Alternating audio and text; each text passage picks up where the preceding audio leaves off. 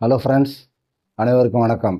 அடுத்த ஆண்டு, அதாவது 2026ஆம் ஆண்டு யூபிஎஸ்சி சிவில் சர்வீசஸ் எக்ஸாம் எழுத போகிற அனைத்து மாணவ மாணவிகளுக்கும் எனது மனமார்ந்த வாழ்த்துக்கள், பாராட்டுக்கள். நீங்கள் நல்ல முறையில் சிறப்பாக படித்து நல்ல வெற்றியடையணும் அப்படிங்கிறதுல எங்களுக்கு மனப்பூர்வமான விருப்பம் உண்டு. 250 நாள் ஸ்ட்ராட்டஜி அப்படின்னு சொல்லிட்டு ஏற்கனவே ஒரு வீடியோ போட்டிருக்கோம். செப்டம்பர் 15ஆம் தேதி 2025 அன்னைக்கு இந்த கைடன்ஸ் நாங்கள் ஸ்டார்ட் பண்ண போகிறோம். இது விஷயமா ஏற்கனவே நாங்கள் பதிவு போட்டிருக்கோம். அதில் தெளிவாக சொல்லியிருந்தேன், ஒரு நாளைக்கு 0.4% அளவுக்கு நீங்கள் சிலபஸ் கவர் பண்ணாலே 250 நாளில் 100% சிலபஸ் கவர் பண்ணிடலாம். 250 நாளில் படித்து பாஸ் பண்ண முடியுமா, அது என்ன சாத்தியமா அப்படிங்கிற கேள்வியெல்லாம் சமயத்தில் உருவாகும். அந்த மாதிரி கேள்வியெல்லாம் கேட்க வேண்டாம், திட்டமிட்டு செயல்பட்டால் கண்டிப்பாக முடியும் அப்படின்னு இதுக்கு முன்னாடி வீடியோவில் சொல்லியிருந்தேன். இப்போ அதே சமயத்தில் ஒரு செயற்கரிய செயலை செய்யும் பொழுது, அதாவது ஒரு சிறப்பான செயலை செய்யும் பொழுது, அதே சமயத்தில் அந்த செயலில் நமக்கு முன் அனுபவம் இல்லை அப்படிங்கிறப்ப நமக்கு நல்ல துணையும் வழிகாட்டிலும் இருந்தால் அந்த செயலை எவ்வளோ எளிமையாக செய்ய முடியும், அதில் நமக்கு இருக்கக்கூடிய சாதகங்கள் என்ன, அனுகூலங்கள் என்ன அப்படிங்கிறதையும், அதே சமயத்தில் அந்த மாதிரி நமக்கு எதுவும் துணை இல்லை, எந்த வழிகாட்டலும் இல்லை, எல்லாம் நாமே தெரிஞ்சுக்கிட்டு நாமே எல்லாம் செயல்பட வேண்டியதாக இருக்குது அப்படிங்கிற நிலையில் நமக்கு ஏற்படக்கூடிய சிரமங்கள் என்ன, தாமதம் என்ன, சமயத்தில் அது வெற்றியாக முடியுதா இல்லை தோல்வியாக முடியுதா அப்படிங்கிறதெல்லாம் இந்த எபிசோடில் பார்க்க போகிறோம். இதை விளக்கி சொல்கிறதுக்கு இங்கே சின்னதாக ஒரு படம் போட்டிருக்கேன், அந்த படத்தை பாருங்கள். இதில் மையத்தில் ஒரு ஜங்ஷன் சர்க்கிள் இருக்குது. அந்த ஜங்ஷன் சர்க்கிளிருந்து 10 பாதைங்க போகுது. அந்த 10 பாதை நம்பர் போட்டு காமிச்சிருக்கேன் பாருங்கள். இந்த 10 பாதை அப்படிங்கிறது போய் சேர்றது 10 இலக்குகள். இப்போ ஒவ்வொரு இலக்குக்கும் வெவ்வேறு நபர்கள் வரப்போகிறாங்க.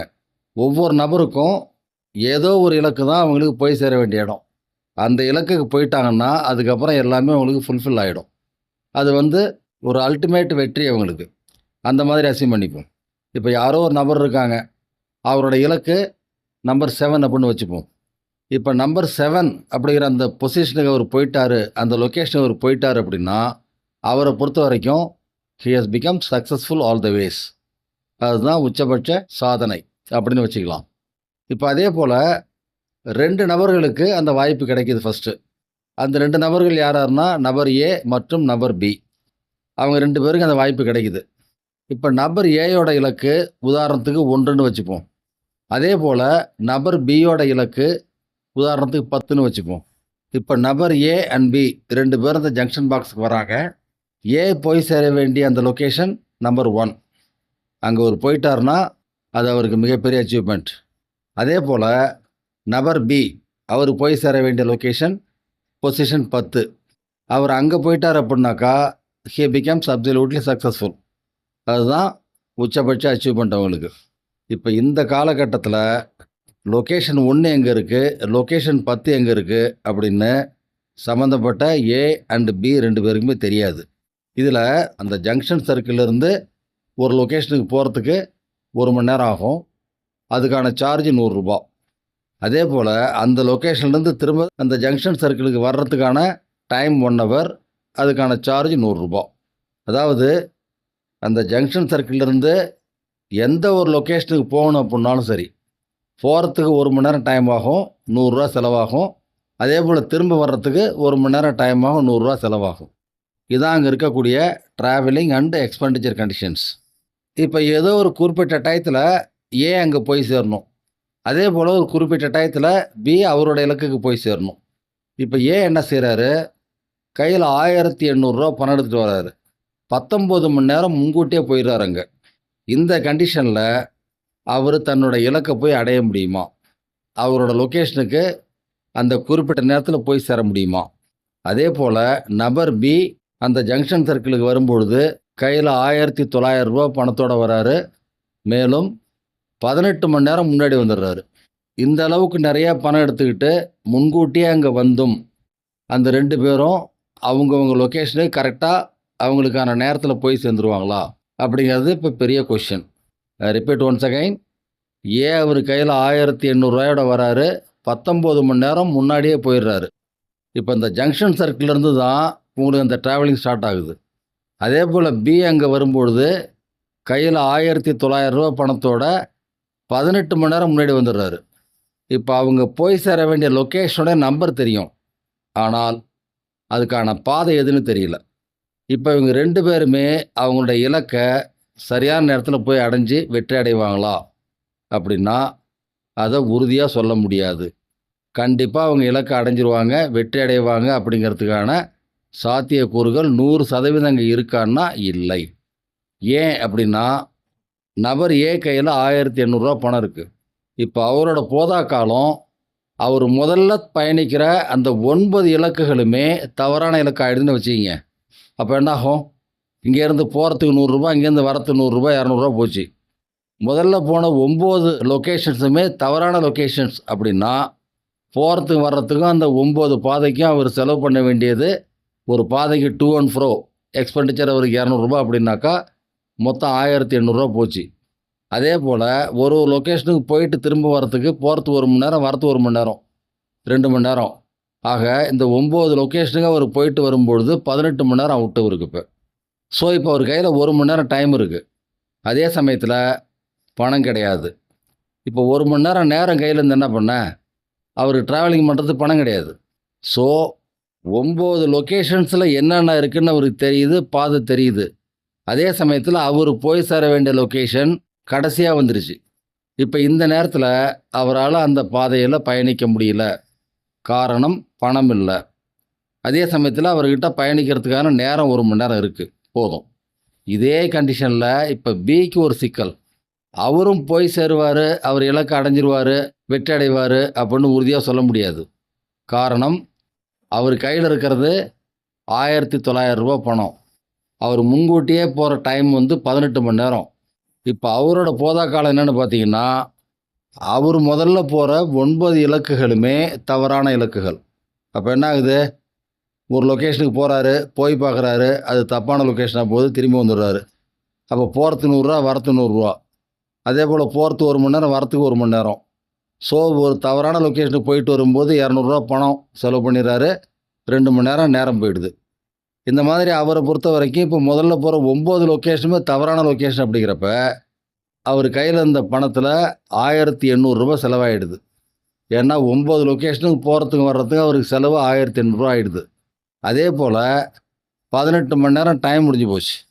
இப்போ அவர் போய் சேர வேண்டிய அந்த லொக்கேஷன் தவிர மீதி 9 லொக்கேஷனும் அவருக்கு தெரியும் நல்லாவே. இப்போ அவர் போய் சேர வேண்டிய லொக்கேஷனுக்கான பாதை எது அப்படிங்கிறது தெரிஞ்சு போச்சு. ஏன்னா அவர் முதல்ல போன 9 பாதையுமே தவறான பாதை. ஆக மீதி இருக்கிற ஒரு பாதை தான் அவருக்கான பாதை. ஆனால் இப்போ அவர் கையில் ரூ. 100 பணம் இருக்கு. பயணத்துக்கான கட்டணம் அவர் கையில் இருக்கு. ஆனால் நேரம் முடிஞ்சு போச்சு. இப்போ இந்த கண்டிஷனில் நமக்கு என்ன தெரியுது? நல்லா யோசிச்சு பாருங்க. இப்போ இந்த கண்டிஷனில் நமக்கு என்ன தெரியுதுன்னா, 18 மடங்கு பணம் இருந்தும், தேவையான நேரம் மாதிரி 19 மடங்கு நேரம் இருந்தும் ஒருத்தர் ஃபெயிலியர் ஆயிடுறாரு. இன்னொருத்தர் அதே போல் 19 மடங்கு பணம் இருந்தும் 18 மடங்கு நேரம் இருந்தும் ஃபெயிலியர் ஆயிடுறாரு. காரணம், சரியான வழிகாட்டல் கிடையாது. இப்போ 2 பேருமே என்ன பண்ணுறாங்க? வேறு வழி இல்லாமல் அந்த ஜங்ஷன் சர்க்கிளில் உட்காந்துடுறாங்க. அவங்கள பொறுத்த வரைக்கும் வாழ்க்கையில் தோல்வி அடைஞ்சாச்சு. இப்போ அவங்க 2 பேரும் அங்கே இருக்காங்க. அதுக்கப்புறம் பல பேர் அங்கே வராங்க. ஒவ்வொருத்தருக்கும் அவங்களுக்குன்னு தனியாக ஒரு லொக்கேஷன் இருக்குது. அதுதான் அவங்க இலக்கு. அவங்களுக்கு என்ன இன்ஸ்ட்ரக்ஷன் கொடுத்துருக்காங்கன்னா, அந்த ஜங்ஷன் சர்க்கிளுக்கு நீங்கள் போயிட்டீங்கன்னா, அந்த ஜங்ஷன் சர்க்கிள்லேருந்து உங்களுடைய லொக்கேஷன் நீங்கள் போகிறதுக்கு 1 மணி நேரம் டைம் ஆகும், ரூ. 100 செலவாகும். நீங்கள் அங்கே போய் விசாரிச்சிங்க, விசாரிச்சுக்கிட்டு உங்கள் லொக்கேஷனுக்கான பாதையை கண்டுபிடிச்சி போங்க அப்படின்னு சொல்லி அனுப்பிட்டாங்க. இப்போ அங்கேருந்து வரவங்கெல்லாம் வந்து அங்கே பார்க்குறாங்க. அவங்க போய் சேர வேண்டிய லொக்கேஷனுக்கான பாதை எதுன்னு தெரியல. அப்போ இந்த 2 நபர்கள், அதாவது நபர் ஏ அண்ட் பி 2 பேருமே அங்கே சுற்றிட்டு இருக்காங்க. இவங்க போய் அவங்ககிட்ட கேட்குறாங்க, ஐயா நான் இந்த மாதிரி லொக்கேஷன் நம்பர் 3க்கு போகணும், அது என்ன பாதை சொல்லுங்கள் அப்படிங்கிறாங்க. இந்த இப்படியே போங்க அப்படின்னு பாதையை காட்டுறாங்க. இந்த நேரத்தில் அந்த நபர் கையில் வெறும் ரூ. 100 தான் இருக்குது. அதே போல் 1 மணி நேரம் தான் முன்னாடி போகிறாங்க. இப்போ இவங்க 2 பேர் சேர்ந்து அந்த பாதையை காமிச்சிடுறாங்க. நீங்கள் போய் சேர வேண்டிய அந்த 3rd லொக்கேஷன் இப்படி தான் போங்கன்னு சொல்லிடுறாங்க. அந்த நபர் கரெக்டாக ஒரு லொக்கேஷனுக்கு போகிறாரு. He becomes successful. அதே போல் வேறு யாரும் இன்னொரு நபர் வராரு. அவர் அங்கேருந்து அவசரமாக அறக்க பறக்க ஓடியாராரு. ஏன்னா கையில் நேரம் இல்லை. அங்கே அந்த ஜங்ஷன் சர்க்கிளவும் சுற்றி பார்க்குறாரு. எந்த பாதைன்னு தெரியல. அப்போ இவங்க 2 பேர் கண்ணிலையும் படுறாங்க. இவங்களாம் கூப்பிட்டு கேட்குறாங்க, ஐயா இங்கே வா, ஏன் சுற்றிக்கிட்டு இருக்க, என்ன ஆச்சு, ஏன் பதற அப்படிங்கிறாங்க. ஐயா நான் இந்த மாதிரி 9வது லொக்கேஷனுக்கு போகணும், பாதை என்னன்னு தெரியல, அங்கே 10 பாதை இருக்குது, கொஞ்சம் பாதையை சொல்லுங்கள் அப்படிங்கிறாங்க. 9வது லொக்கேஷனுக்கான பாதை இதுதான், நீங்கள் இப்படியே போங்க அப்படிங்கிறாங்க. இப்போ அந்த நபருடைய கையிலையும் பணம் வெறும் ரூ. 100 தான் இருக்குது. 1 மணி நேரம் முன்னாடி வராரு, அவ்வளோதான். இப்போ அவரும் தன்னோட லொக்கேஷனுக்கு போய் சேர்ந்துடுறாரு. இதே போல் அடுத்தடுத்து அங்கே வரக்கூடிய எல்லாருக்குமே இவங்க 2 பேரும் வழி காமிச்சிடுறாங்க. அங்கே வரக்கூடிய எல்லாருமே கையில் ரூ. 100 பணத்தோட 1 மணி நேரம் முன்னாடி வராங்க. இந்த இடத்துல தான் கைடன்ஸ்னா என்ன, கைடன்ஸ் இல்லாமல் ஒருத்தர் எவ்வளோ பெரிய தோல்வியை சந்திக்கிறாங்க, அப்படி தோல்வியை சந்திக்கிறவங்களுக்கு எவ்வளோ பெரிய அனுபவம் இருக்குது அப்படிங்கிறதெல்லாம் நம்மளால் உணர்ந்து பார்க்க முடியுது. அதாவது அந்த 2 நபர்கள் ஏ அண்ட் பி இருக்காங்க இல்லைங்களா, அந்த 2 பேருக்குமே அவங்க போய் சேர வேண்டிய அந்த இலக்குகள் தவிர மீதி அத்தனை இலக்குகளும் எப்படியே போகிறது என்ன ஏதுன்னு தெரியும். அந்த லொக்கேஷன்ஸ்லாம் எங்கே இருக்குது, எந்த பாதை வழியாக போகணும், அங்கே போனால் என்ன கிடைக்கும் அப்படிங்கிற மொத்த விவரமும் தெரியும். அதே சமயத்தில் அவங்களுக்கு தெரியாதது, அவங்க போய் பார்க்காதது, அவங்க போய் சேர வேண்டிய அந்த ஒரு இலக்கு தான். அது மட்டும் இல்லை, அவங்க போய் சேர வேண்டிய அந்த லொக்கேஷனுக்கான பாதை என்ன அப்படின்னு இப்போ அவங்களுக்கு தெரியும். அப்படி இருந்தும் அவங்க 2 பேருமே ஃபெயிலியர் கேண்டிடேட்ஸ் தாங்க உட்காந்துருக்காங்க. ஆக சரியான வழிகாட்டல் இல்லை அப்படிங்கிறப்ப இவ்வளோ பணம் இருந்தும் இவ்வளோ முன்கூட்டியே அங்கே போய் வெயிட் பண்ணியும் ஒன்று ஒன்றா தேடி பார்த்து கடைசியில் எல்லாம் தோல்வியாக போய் கடைசி கட்டத்தில் தன்னோட இலக்கு எது, தனக்கான வெற்றி எது, தன்னோட பாதை எது, நாம் எப்படியே போகணும், என்ன செய்யணும் அப்படின்னு தெரிஞ்சுக்கிறப்ப அதை அவங்களால செய்ய முடியாமல் போயிடுது. ஆக ஒரு செயற்கரிய செயலை செய்யும் பொழுது துணையும் இல்லை, முன்னனுபவமும் இல்லை அப்படிங்கிறப்ப அங்கே நமக்கு நடக்கக்கூடிய அனுகூலங்கள் என்ன, சாதகங்கள் என்ன, பாதகங்கள் என்ன, நாம் அடையக்கூடிய இழப்பு என்ன, இதெல்லாம் இந்த ஒரு எக்ஸாம்பிள் பார்த்தா உங்களால் புரிஞ்சிக்க முடியும்னு நினைக்கிறேன். 2026ஆம் ஆண்டு நடக்கவிருக்கின்ற யூபிஎஸ்சி சிவில் சர்வீசஸ் எக்ஸாமினேஷன்ஸ்க்காக ஏற்கனவே படித்து கொண்டிருக்கின்ற, மேலும் இனி படிப்பை தொடங்கவிருக்கின்ற அனைவருக்கும் எனது மனமார்ந்த வாழ்த்துக்கள் மற்றும் பாராட்டுக்களை தெரிவிக்கிறேன்.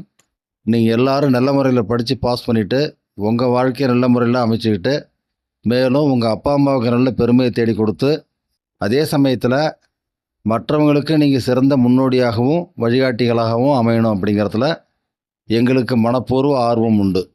Okay dear students, I wish you once again all the success, and also I congratulate you for your great success. Let us hope to make it possible and successful with the planned studying program. I thank you all for having listened to my lecture. Okay friends, கவனித்தமைக்கு மிக்க நன்றி. அனைவருக்கும் வணக்கம். உங்கள் கருத்துக்களை comment மூலம் சொல்லுங்கள். உங்கள் விருப்பத்தை லைக் மூலம் சொல்லுங்கள். மற்றவர்களின் நன்மைக்காக ஷேர் செய்யுங்கள். எங்களை ஊக்கப்படுத்த சப்ஸ்கிரைப் செய்யுங்கள். அனைவருக்கும் நன்றி.